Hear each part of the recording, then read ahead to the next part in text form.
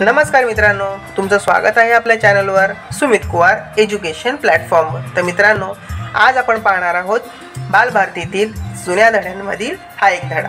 या धड्याचं नाव आहे आई। तर चला मित्रांनो, वेळ न घालवता या धड्याच्या वाचनाला सुरुवात करूया। आईला शेतात जायचे होते। त्या घाईने ती थंड्या पाण्याच्या भाकरी करत होती। पिठाचा उंडा मळताना एकीकडे मला हलकीच म्हणत होती, काशा, तुला तर आज सुट्टीच असेल नाही रे? हो का? तर मग आजचा दिवस माझ्याबरोबर चलतो काय? आईचा उद्देश मला पोचला। नकळतच माझ्या सुरात तो डोकावला। कुठं ग? मी म्हणत होते की आई मुद्दाम माझ्याकडे न बघता तव्यावर भाकरी कोरताना म्हणाली, माझ्याबरोबर निंदायला चलशील तर बरं होईल। एखादी पादगीत घेऊन लागशील, तितकाच तेला मिठाला आधार होईल। आईचे संपायच्या आतच मी बोललो, पण मला निंदता येत नाही ना ग। निंदायला काय वेदमंत्र लागतात रे? मी सांगेन तुला कसं निंदायचं ते। माझ्याकडून होईल, जेवढी होईल तेवढंच तू निंद। उरलीच तर मी घेऊ लागेन। झाला आता? मीही बोललो, पण मला अभ्यास करायचा आहे ना ग। असं। आता आईने एकदम माझ्याकडे डोळे फिरवले। सूर ताणून विचारले, प्रत्येक सुट्टीच्या दिवशी तू अभ्यासच करत असतोस नाही रे? आत्तापर्यंत नाही केला, पण आजपासून करत जाईन। मास्तर म्हणाले की आता परीक्षा जवळ आली आहे, जो अभ्यास करणार नाही तो नापास होईल। माझं संपायच्या आतच हातावरची भाकर तव्यावर आटपताना ती म्हणाली, मला चतुराई शिकवतोस काय रे? अजून मी बोळ्यानं दूध पित नाही, समजलं? मी जीव तोडून म्हणालो, तुला खोटंच वाटतं नेहमी सगळं। माझे न ऐकता ती लगेच एकेरीवर येऊन पुटपुटू लागली, चल माझ्याशी एक अक्षर बोलू नको, आता पाहते ना तुझी मजाच, मग समजेल आजपासून कुठं खाशील ते। हे सुरू असताना माझ्या पुढ्यात त्या दिवसाचे भवितव्य नाचू लागले। मी वेळीच सावरते घेतले, बरं येईन आजचा दिवस। पण वेळ निघून गेली होती। आई एकदम म्हणाली, काही नको येऊ बिऊ, माझ्यावर फालतूचा उपकार कशाला करतो? यावर मीही ताठरलो। माझ्या ओठात राग थरथरू लागला, पण बाहेर डोकावण्याचे धाडस त्याच्यात नव्हते। आईही बेपर्वा राहिली। घाईघाईने 1.5 भाकर, वरणाचा पेंड व अगळपगळ चटणी देऊन तिने लुगड्याच्या पदरात शिदोरी बांधली। सुभद्रेची भाकर तिच्या सुपूर्द करून तिने ती सरस्वतीकडे ठेवायला सांगितली। उरलेल्या भाकरी दुरडीत एकावर एक रचून ठेवल्या। आईला दुरडीवर झाकण ठेवताना पाहून सुभद्रा माझ्या खुणावण्यानं म्हणाली, आई, काशाला काही खायचं ठेवलंच नाही काय? गप्प बैस ना, नाहीतर तुलाही ठेवून तशीच फडावर। यावर सुभद्रा भांबावल्यागत झाली। आई पाहिने आईकडे आणि माझ्याकडे नुसती पाहत राहिली। आई काही बोलली नाही। एक हाती शिदोरी व दुसऱ्या हातात कुलूप घेऊन बाहेर पडताना ती मला म्हणाली, चला रावसाहेब, निघा बाहेर। मी मुकाट्याने बाहेर पडलो। तिने कुलूप घेतलं। सुभद्रेने आपली भाकर घेऊन सरस्वतीच्या घराची वाट धरली।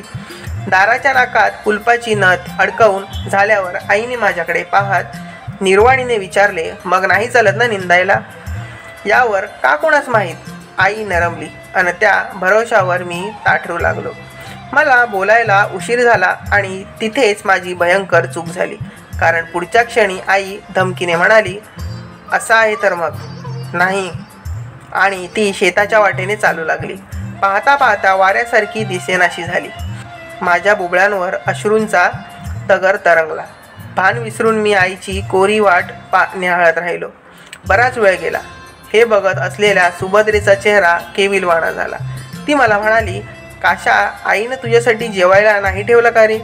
मी चिडून म्हणालो, न ठेवू दे, नाही ठेवलं तर। जरा वेळाने सुभद्रेला भूक लागली। मी मनातून याचीच वाट पाहत होतो।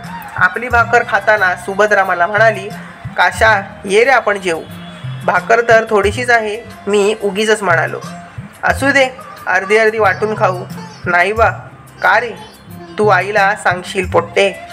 नाही सांगत। खरंच? हो। ती समजदारासारखी माझ्या कंठमण्यावर हात ठेवून म्हणाली, तुझ्या गळ्याची शपथ। नंतर मी तिच्या शिदोरीत सामील झालो। वयाप्रमाणे सुभद्रेच्या जेवणापेक्षा माझ्या जेवणाचा वेग जास्त होता। त्याचा फायदा घेऊन मी बकाबक भाकर खाल्ली. सुभद्रेची हळूवार रवंत संपली. दोघांनीही हात ओलवले. मी सदऱ्याच्या बाहीने तोंड कोरवडत शाळा सोबत्यांच्या घराचा रस्ता धरला. सापडेल त्याच्या घरात शिरून दिवस कलेपर्यंत खेळत बसलो. दिवस कळण्यापूर्वीच माझे लक्ष खेळावरून उडाले. भुकेच्या नावाने पोट कुतू करत होते. खेळात लक्ष लागत नव्हते. आरोळ्या जांभया सतत चालू होत्या. मी एकीकडे कलतीकडे झुकणाऱ्या सूर्याच्या गोळ्याकडे बघत होतो व दुसरीकडे केवळ वेळ काढावा म्हणून सोबत्यांशी बोलत होतो. पण अखेर मी खेळ टाकून घराची वाट धरली.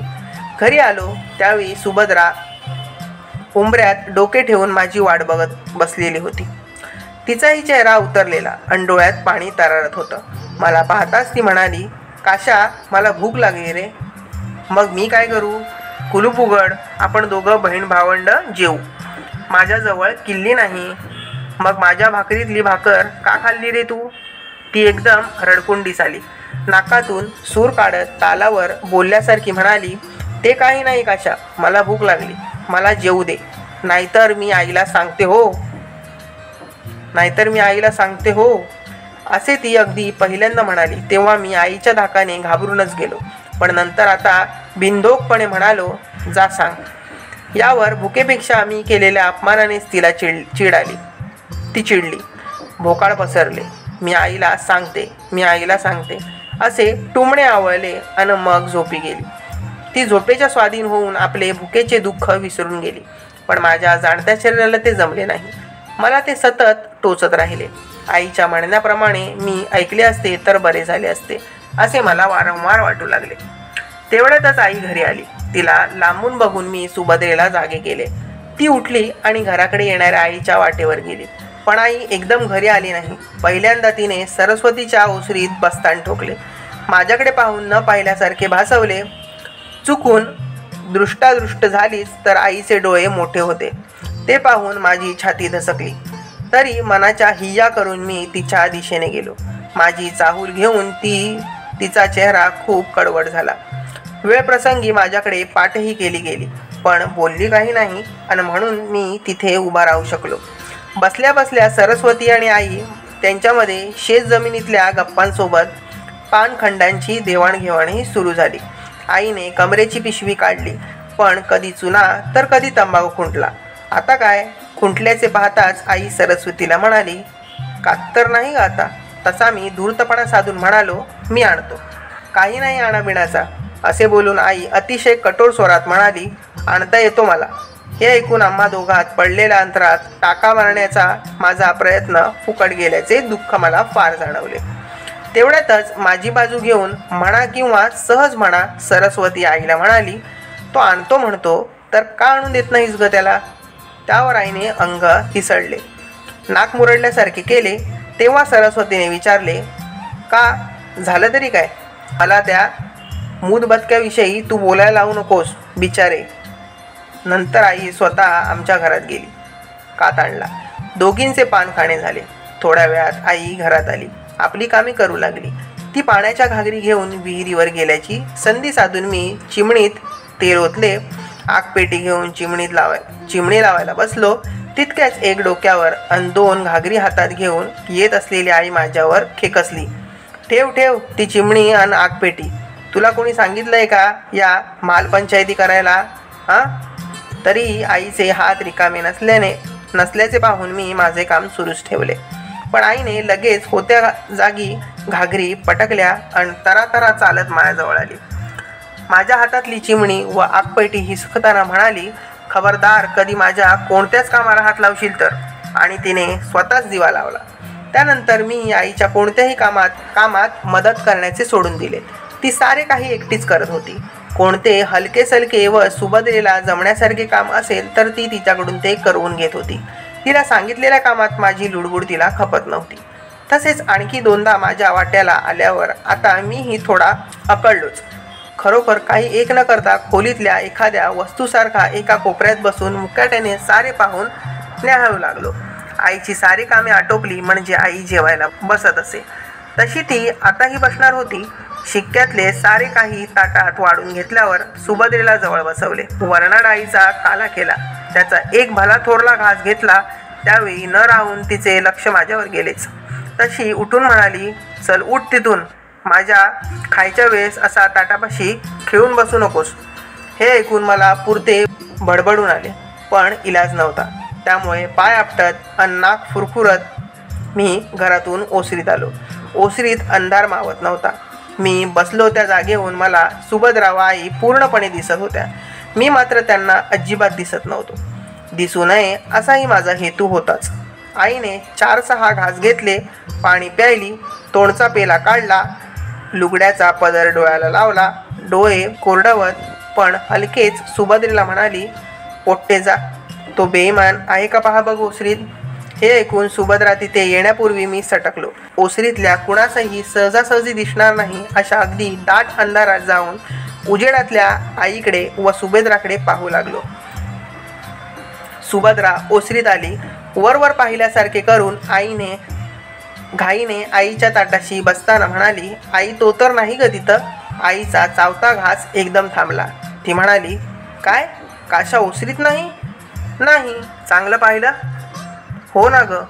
तसा आईचा एक हात चिमणीकडे गेला. ती घेऊन ती उठली, ओसरीत आली. ओसरीचा कानाकोपरा धुंडाळत असताना तिचे एकदम माझ्यावर लक्ष गेले. तशी सुरात रखरखीतपणाची ओढाताण करीत मला म्हणाली, ये न बेईमान, तुझी टेक झाली पुरी, पण माझी नाही होत पुरी कधी. मला तर तुमचे पाय धरावेच लागतात. चल बसतोस की नाही ताटावर हात पाय धुवून. तर मित्रांनो, या धड्यामध्ये आपल्याला काय पाहायला मिळालं? जरी आई कितीही कठोर असली तरी ती मुलावर कधीही रागवत नाही किंवा असलेला राग जास्त वेळ ती टिकवू शकत नाही. तर मित्रांनो, या धड्यामधून आपल्याला आईची माया किती खोल असते हे समजून आले. तर मित्रांनो, तुम्हाला हा धडा कसा वाटला मला कमेंट्समध्ये नक्की लिहून पाठवा. चॅनलवर नवीन असाल तर चॅनल लाईक, शेअर, सबस्क्राईब करा. बाजूची बेल आयकॉन सुद्धा दाबा, जेणेकरून येणारे सगळे नवीन व्हिडिओ तुम्हाला प्रथमतः पाहायला मिळतील. तर मित्रांनो, व्हिडिओ पूर्ण पाहिल्याबद्दल धन्यवाद. भेटूया असेच धडे घेऊन आपल्या यूट्यूब चॅनलवर. तोपर्यंत बाय बाय. काळजी घ्या आपली.